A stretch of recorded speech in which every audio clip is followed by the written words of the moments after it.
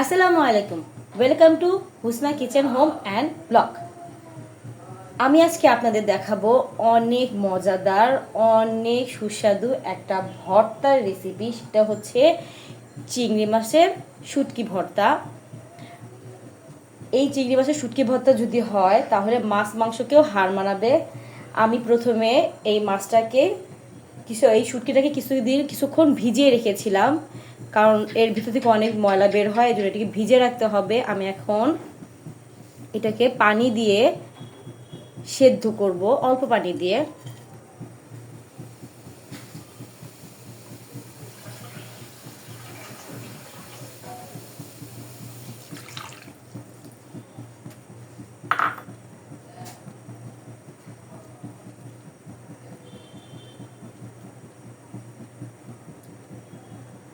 আমি পানি দিয়ে এই শুটকিটাকে সেদ্ধ করে নিব।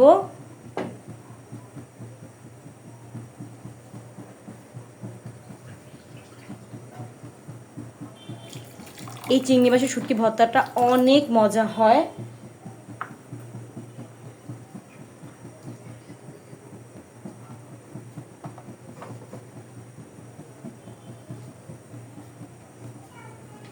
আমি চিংড়ি মাছের শুটকি ভর্তা করার জন্য, মানে সেদ্ধ করার জন্য আমি অল্প পানি দিয়েছি। এই চিংড়ি মাছের শুটকি ভর্তাটা এত মজা হয় যে আপনাদের এটা দিয়ে 2 প্লেট ভাত খাওয়া যাবে। আর এটা যদি, এই শুটকি ভর্তাটা যদি থাকে, মাছ মাংস মানুষ খেতে যাবে না, মাছ মাংসের স্বাদকেও হার মানাবে, এত মজা হয়। আপনারা দেখতে থাকুন আমি কিভাবে করি। আমি অল্প একটু পানি দিয়েছি এটাকে সেদ্ধ করার জন্য। আমি এখন কিছুক্ষণ রেখে দিব। আমার চিংড়ির পানিটা শুকিয়ে এসেছে। আমি এখন এর মধ্যে দিয়ে দিব তেল।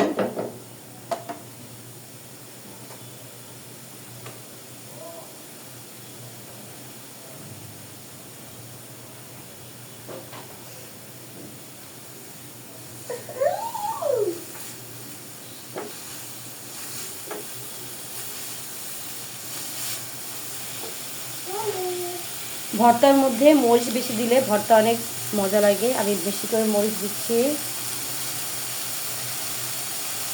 পেঁয়াজ দিচ্ছি, দিয়ে এটাকে ভালো করে ভেজে নিব।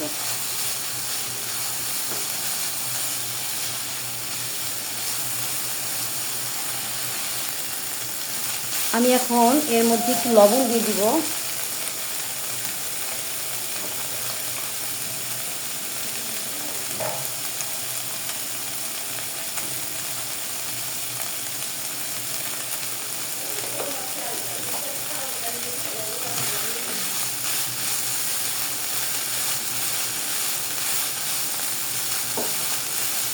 আমি এখন ভালো করে ভেজে নিব। আমার প্রায় ভাজা ভাজা হয়ে গেছে। এই চিংড়ি মাছের শুটকি ভর্তাটা করতে অনেক কম সময় লাগে।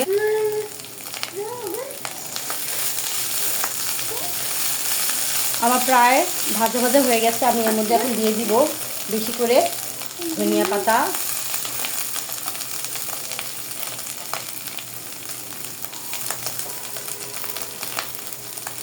রসুন দিয়ে আমি আরেকটু ভেজে নিব। এই চিংড়ি মাছের শুটকি ভর্তাটা করতে অনেক কম সময় লাগবে আর খেতে দারুণ মজা।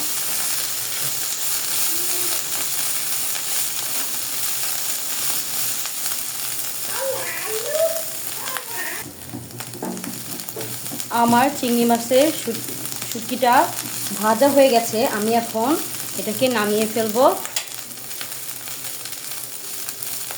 আর আপনারা এটা পাটায় বেটে ভর্তা করতে পারেন, আবার ব্লেন্ডারে করতে পারেন। আমি এখন এটাকে পাটায় বেটে ভর্তা করব, কারণ পাটায় বেটে ভর্তা করলে বেশি মজা হয়।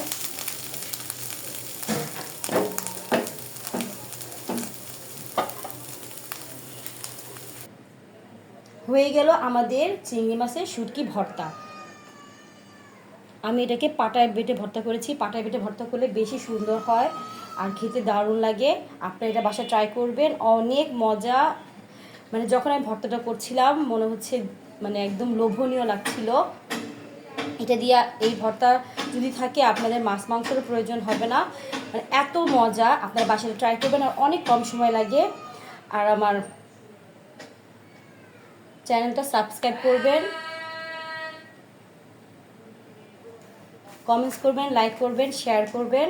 আর আমার একটা ফেসবুক পেজ আছে, আমি নতুন কাপড়ের বিজনেস দিয়েছি। আমার ফেসবুক পেজের নাম হচ্ছে ঢাকা মাল্টি ফ্যাশন হাউস। আপনারা সেখানে যে দেখে আসতে পারেন, অনেক রিজনেবল প্রাইসের মধ্যে অনেক সুন্দর সুন্দর 3 পিস, 2 পিস, 1 পিস পাওয়া যায়। আপনারা আমার সেই চ্যানেল, সেই ফেসবুক পেজটাকে ফলো করে আসবেন।